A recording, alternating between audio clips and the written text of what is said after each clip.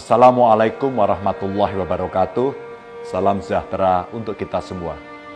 Bapak Ibu, sedulur-sedulurku kabeh, virus corona varian Delta telah menyerang Kabupaten Kudus.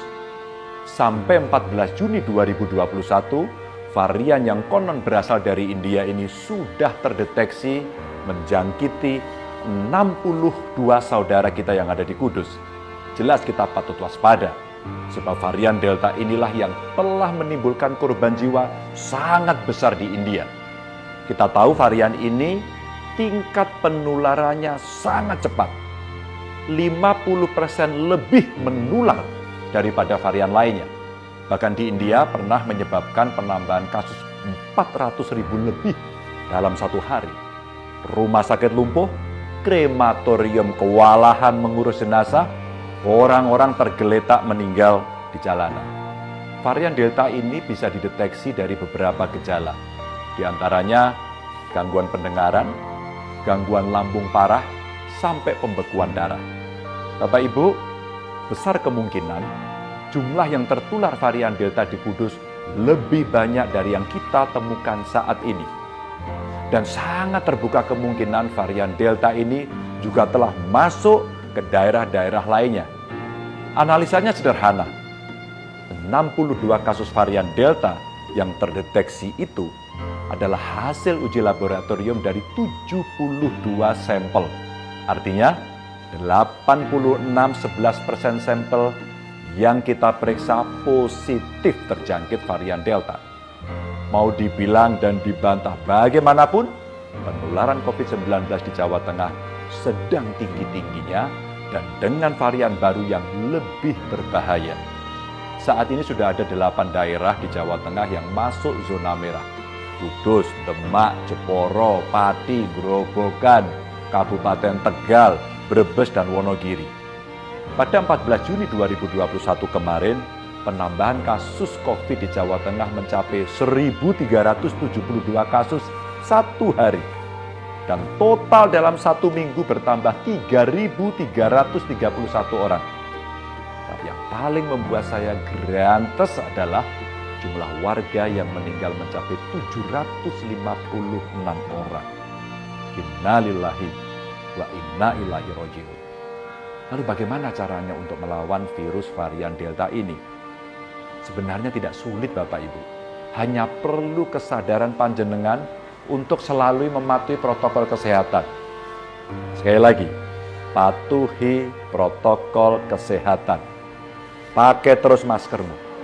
Jangan keluar rumah jika tidak penting. Jangan berkerumun. Kalau ada kerumunan, ingatkan mereka agar bubar.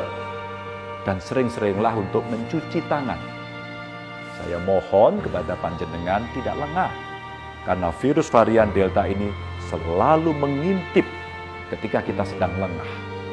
Mungkin Bapak Ibu kemana-mana selalu memakai masker. Tapi kemudian membuka masker saat selfie, itulah celahnya. Sudah banyak contohnya. Kemarin, 13 guru di Sragen positif COVID hanya gara-gara tidak pakai masker saat selfie. Sikap menyepelekan itulah yang membuat kasus di Jawa Tengah terus-terusan naik.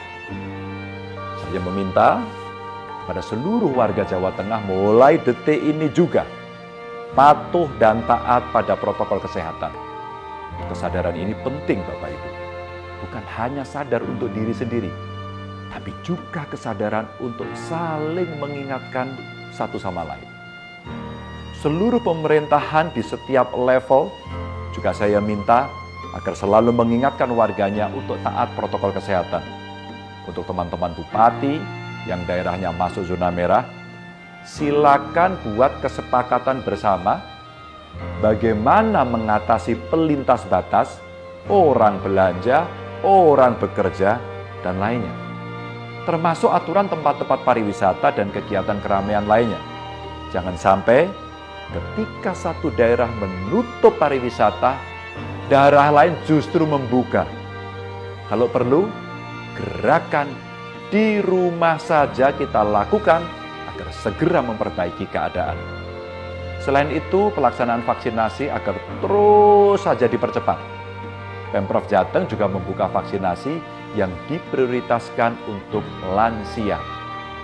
Silakan panjenengan datang ke Gedung Gradika Bakti Praja di Komplek Gubernuran setiap hari kerja.